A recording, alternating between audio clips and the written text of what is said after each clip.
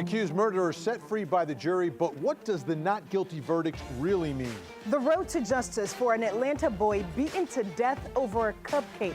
Tonight, a significant update from the grand jury. A county employee accused of stealing taxpayer money. How officials say she made off with almost $50,000. This newly constructed home broken into 2 nights in a row, why neighbors say they believe it could be a ring of burglars. But first, President Trump delivers his first State of the Union address. We enacted the biggest tax cuts and reforms in American history. We're taking a closer look at some of the night's biggest moments later on in the show. It seems that false missile alert text wasn't the first slip-up by that employee. An internal report released today says the now fired emergency worker confused real-life events and drills at least 2 previous times. Former Mississippi Governor Haley Barbour says he'll pay the fine after he was arrested at the airport for carrying a loaded handgun through security. The former Republican National Committee chair said he forgot it was in his briefcase. And now a story you're seeing first on 11 Alive. A Rockdale County employee accused of stealing taxpayer money. Officials say Tracy Patrick tried to make off with almost $50,000.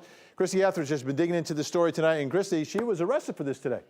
The sheriff's office picked her up Friday, actually, and charged her with theft by conversion. She'd been working in the accounting department of the Rockdale Department of Transportation for almost 10 years. And this all relates back to a check she tried to deposit into her own personal account back in December, according to officials. Here's what happened. We received information that Ms. Patrick allegedly deposited a check that was meant for the county into her personal account. How much money are we talking? Approximately $43,000. Have you gotten that money back? At this particular time, because the investigation is still ongoing, we're in the process of recouping those funds. So, Christy, what was that money for, and how did they find out about all this? The check was a refund for a road project they had paid for, and the county says they have triggers in place to let them know if anything inappropriate is going on, like if any money goes missing. But this brought up a lot of other questions. Take a listen. Knowing that she works in the accounting department, did all of the checks go through her?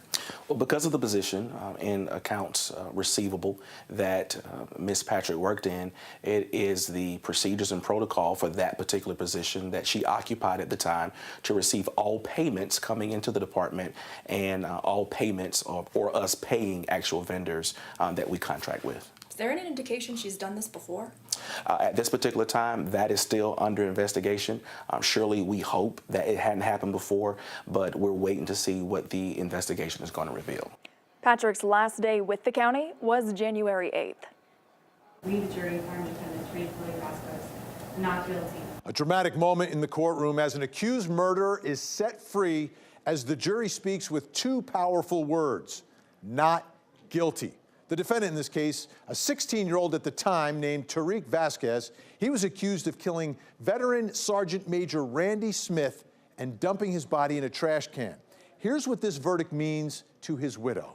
Who's going to be next? And that's just where we are right now. This is the environment that we live in.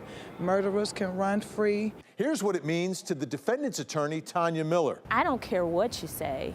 Justice is never convicting an innocent person. That is never justice.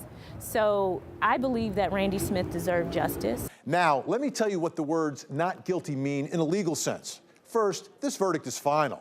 There's no appeal by prosecutors. In this country, you cannot be tried for the same crime twice. That's called double jeopardy. Tariq Vasquez is free tonight.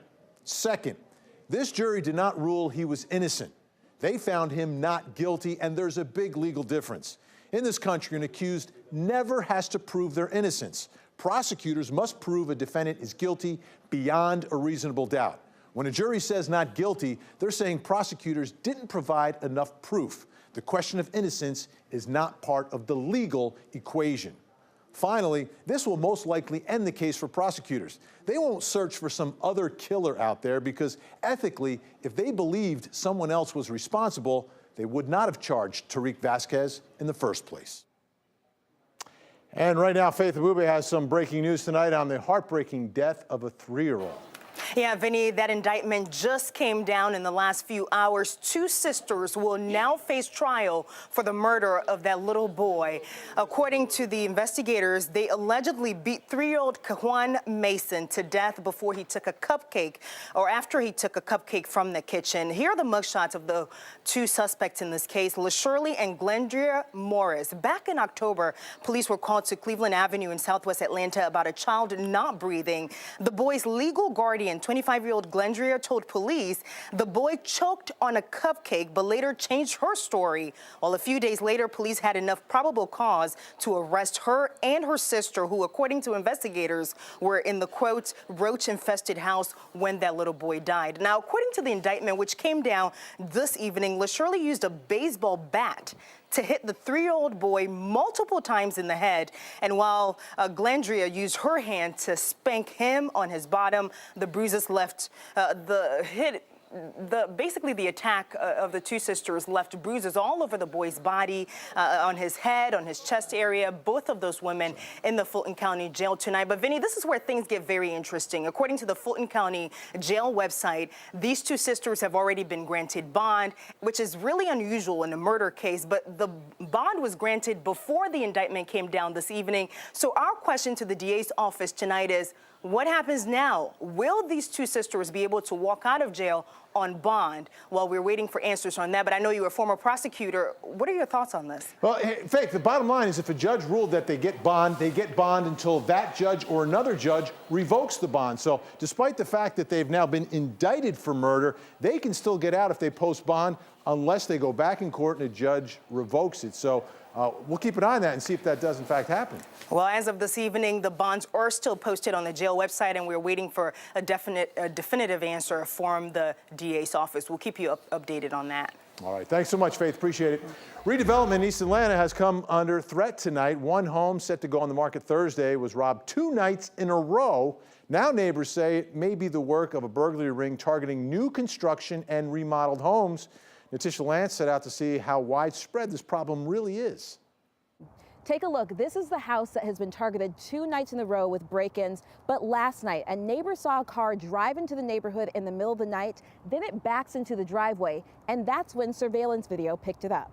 The car appears to be an SUV or pickup truck, and if you take a look at the top of your screen, you can see someone get out of the car and then quickly get right back in. Apparently, the alarm goes off, the robbers get spooked, and they're gone in 30 seconds. In a police report, DeKalb County police say a backyard window was shattered and open to the East Atlanta home. The refrigerator was in the middle of the living room, but it's unknown if any items were taken from the residence, listed as belonging to in-town renewal developers. I spoke to the neighbor whose camera captured the suspects. He asked we not show his face on camera for safety reasons. He says the developers who have been working on the house for 6 months were caught off guard. They're pretty frustrated. I don't think they expected this at all. But there has been talk of a burglary ring, hitting soft targets, new construction like this one. Last month, Gwinnett County Police faced a similar problem. They released these photos showing burglars caught on camera stealing from another home that was under construction there. But residents in East Atlanta say they won't let the crimes push them out of their neighborhood. Said I've done what I can with my house. We keep in touch with our neighbors. There's social media ways to keep up with what's going on. You do everything you can, and then that's all you can do. Tonight, DeKalb County Police still investigating. We're not able to confirm if this is a burglary ring or not, but as development continues to take place across the city, this is something that not only developers, but also people moving into new homes and new construction like this one need to be cautious and aware of. Vinny? All right. Thanks so much, Natisha.